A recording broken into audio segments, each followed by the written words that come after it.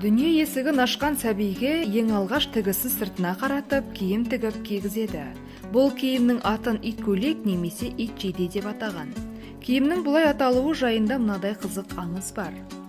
Тәңірі тағала адамның мүсінін жасағанда, оның кіндігінен алынған бір шөкім балшықтан итті жаратады.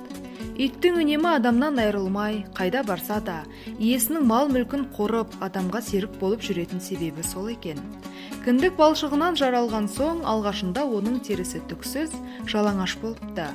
Адам ата жаралған соң оны 40 күн, 40 түн үткізетіпті.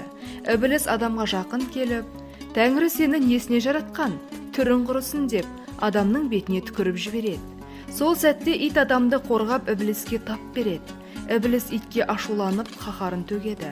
Ібілістің қаһары асып түсіп, ит тоңып өледі.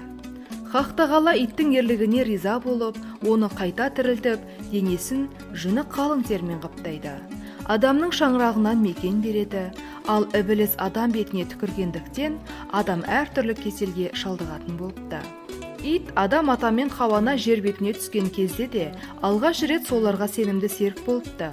Оларды бәле жаладан, қауіп-қатерден құтқарып қорған болған екен. Жаңа туған баланы да пәле-жәледен қорғасын деп ит көйлек кигізіп ырымдау содан қалыпты. Ит көйлекті бала қырқынан шыққанша кигізеді. Оны шыт, сиса, бәтес, бөз сияқты жұмсақ маталардан жасайды. Тысын сыртына қаратып, шетін бүкпей пішеді. Жағасын ойып, өңіріне баланың басын сиятында етіп, тіктілік жасайды. Баланы қырқынан шығарғасын ит көйлекті далаға тастамайды.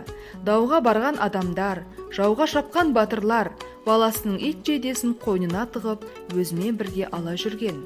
Себебі көйлек қауіп-қатерден, пәле жаладан сақтайды деп ырымдаған. Баласы жоқ әйелдерге ит көйлекті ырым етіп береді екен.